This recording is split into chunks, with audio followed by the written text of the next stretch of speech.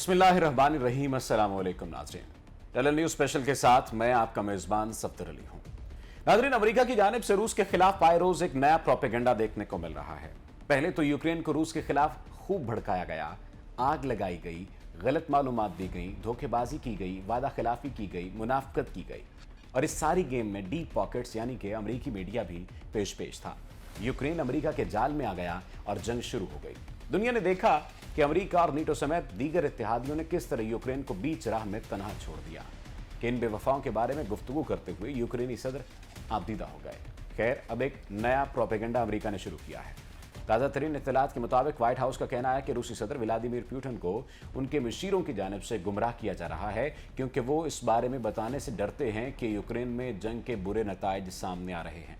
यानी अब अमेरिका की अगली चाल, गेम या जाल ये है कि रूस के किसी तरह हौसले पस्त किए जाएं, कुछ भी करके इनको गुमराह किया जाए, रूसी सदर और फौज में फूट डाली जाए, अमेरिकी मीडिया के साथ मिलकर कुछ ऐसा किया जाए जिससे रूस को शिकस्त और जबरदस्त तबाही का मजा चखना पड़े। जुल्म चखाया, बेहिसी चखी, क्या कभी तुमने बेबसी चखी? और यहां पर बेबसी का सामना करना पड़ रहा है। व्हाइट हाउस का कहना है कि पुतिन के मुशीर उन्हें यह भी नहीं बता रहे कि जंग के आगाज के बाद से पाबंदियों की सूरत में रूसी मईशत कितनी मुतासिर हुई है। व्हाइट हाउस को यह मालूम होना चाहिए कि रूस की मईशत की नहीं, अपनी मईशत की फिक्र करना पड़ेगी।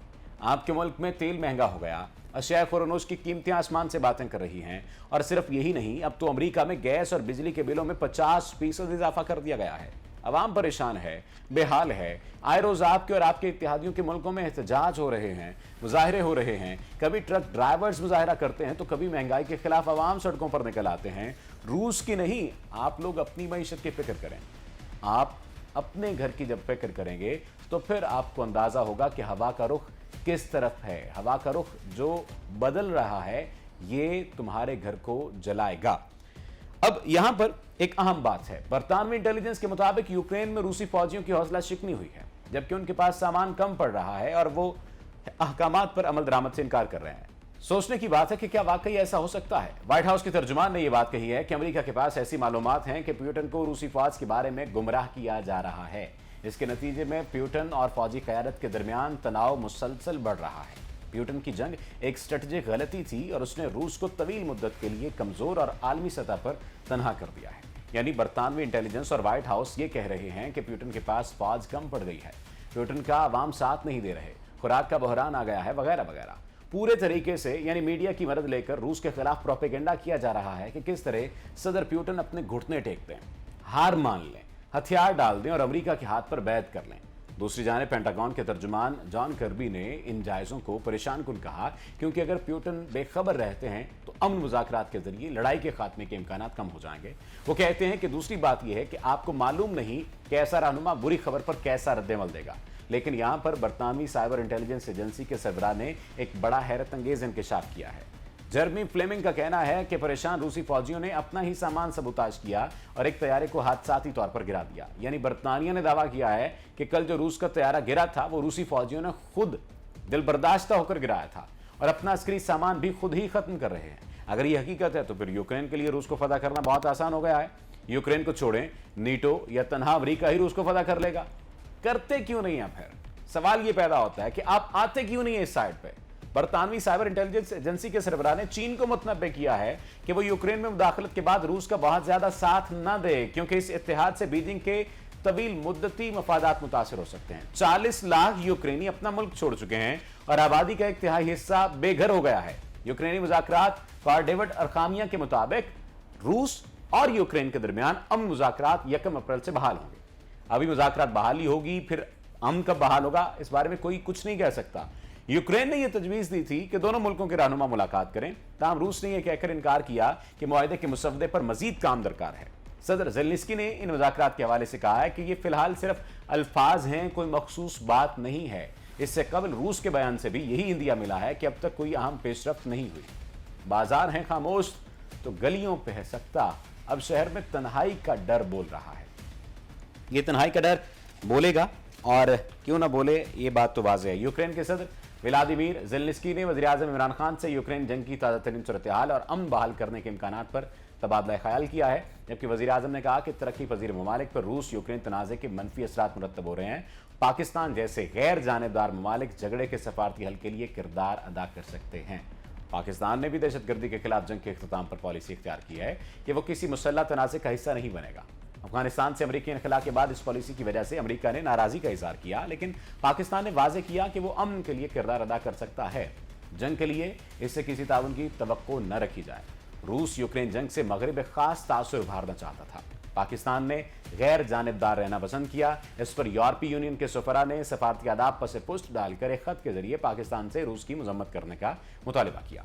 पाकिस्तान ने इस खत और मुतालिबे को गैर मुनासिब करार दिया है और पाकिस्तान और यूक्रेन के बाहमी ताल्लुकात अमरीका और यूरोपीय यूनियन के मोहताज नहीं हैं। इसलिए दोनों मुल्कों के हुक्काम जंग के शुरू होने से अब तक एक दूसरे के साथ राब्ते में रहे।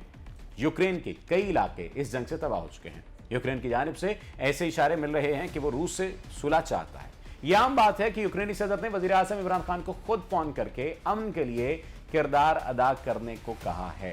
क्यों? क्योंकि जो काम अमेरिका नहीं कर सकता, शायद वो काम पाकिस्तान कर सकता है।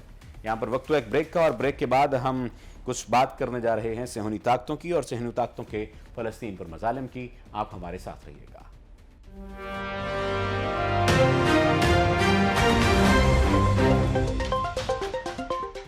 वेलकम बैक नाज़रीन। कुछ लोग जो खामोश हैं ये सोच रहे हैं सच बोलेंगे जब सच के जरा दाम बढ़ेंगे। सेहूनी हुक्काम ने 30 मार्च 1976 को मकबूजा फ़लस्तीन के इलाके अल जलील फ़लस्तीनियों के हज़ारों एकड़ अराजी पर गासिबाना कब्जा किया था, और आज फ़लस्तीन के आददोशुमार के इदारे का कहना है कि गासिबों ने हमारी 85% सरजमीन पर कब्जा कर लिया है। फ़लस्तीन के सेंट्रल स्टैटिस्टिक्स ऑर्गेनाइजेशन ने ऐलान किया है कि सेहूनी हुकूमत अब तक मुल्क की तारीखी सरहद की सरजमीन के 85% इलाके पर कब्जा कर चुकी है। सेहूनी हुकूमत फ़लस्तीन की मगरबी पट्टी के 67% इलाके से जो फ़लस्तीनियों का है भरपूर फ़ायदा उठा रही है।